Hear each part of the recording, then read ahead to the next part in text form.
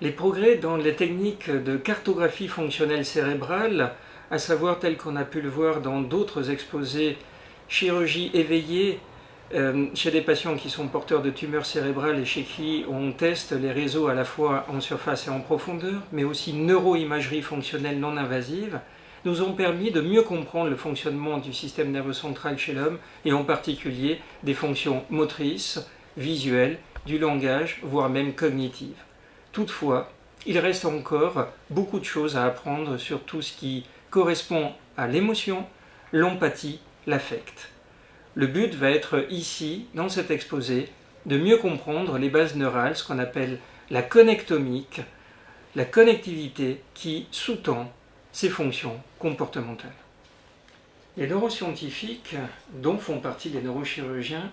ont mieux compris le fonctionnement du système nerveux central chez l'homme essentiellement dans ces 2 dernières décennies,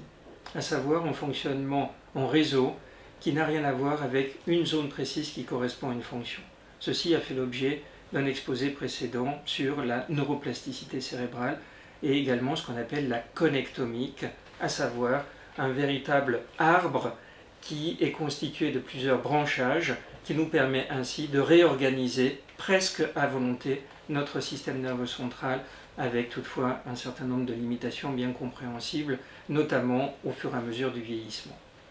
Nous avons de fait réellement réussi à comprendre comment fonctionnent les réseaux qui interviennent dans le mouvement, non seulement la mise en route mais également l'arrêt du mouvement, la coordination bimanuelle, le langage dans les aspects phonologiques, production, dans les aspects compréhension, la vision, également la perception de l'espace, également ce qu'on appelle les fonctions exécutives, la capacité de prendre des décisions, de maintenir en mémoire ce que je suis en train de dire à l'instant T de façon à décider ensuite de le cristalliser dans sa propre mémoire ou de l'oublier puisque cela ne présente aucun intérêt pour celui qui regardera la vidéo, ou bien au contraire de faire des liens avec d'autres domaines totalement indépendants des neurosciences pour en arriver à la notion de créativité. Mais dans tout ceci, ce qu'on a encore très mal compris, c'est l'émotion, l'affect, la théorie de l'esprit qui débouche sur ce qu'on appelle la cognition sociale et donc le comportement. Comment arriver à interagir les uns avec les autres, ce qui déjà est difficile chez l'animal, mais encore plus à l'échelon de l'homme, puisque ceci débouche sur les aspects économiques, politiques, administratifs, relationnels. Grâce à la chirurgie en conditions éveillées, chez des patients porteurs de tumeurs cérébrales, nous avons eu la chance extraordinaire que de pouvoir tester les patients avant, pendant et après en ce qui concerne la mentalisation. En d'autres termes, la théorie de l'esprit, à savoir la possibilité de se mettre à la place d'autrui et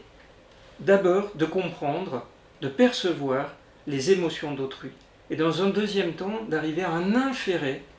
ses intentions, ce qui est évidemment absolument crucial pour pouvoir interagir, communiquer à l'échelon sociétal. Nous nous sommes aperçus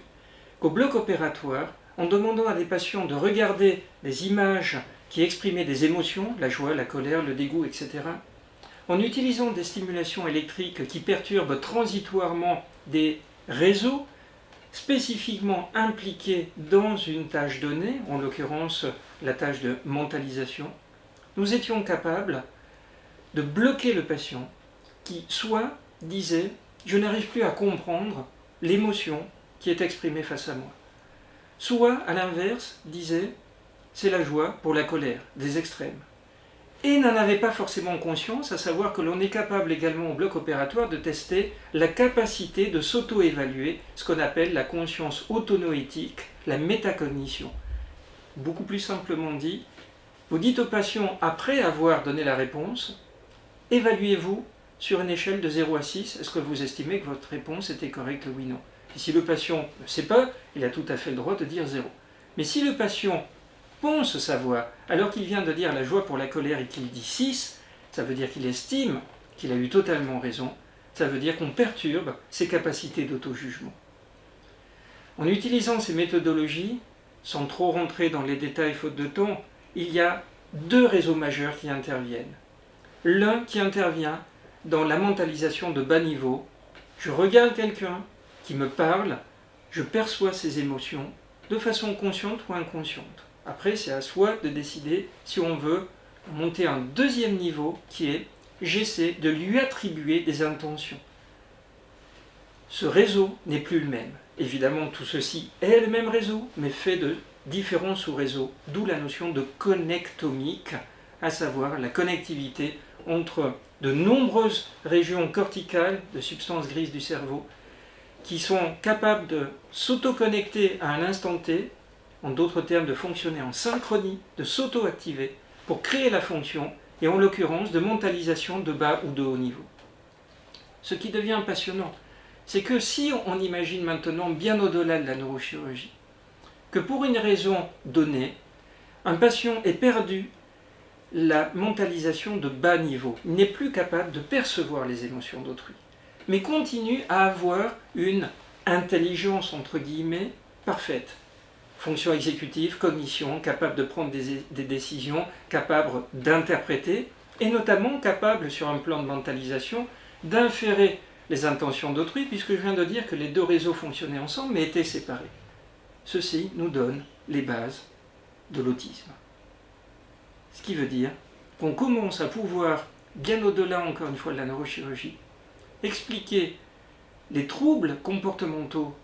à l'échelon des relations humaines, non seulement en neurologie, mais aussi en neuropsychiatrie. Ce qui veut donc dire que tout ceci va être très important pour revisiter la neuropsychiatrie dans les années futures, et non pas simplement de la faire vivre sur ce qu'on connaît déjà très bien, à savoir les bases plutôt psycho-affectives et l'impulsion de Freud, mais en arriver à une modélisation de sous-réseaux qui travaillent les uns avec les autres et qui sous-tendent des fonctions beaucoup plus complexes que le simple mouvement. Tout ceci mis ensemble, il est évident que nous ne pouvons pas dissocier. En d'autres termes, lorsque vous vivez une scène bien spécifique avec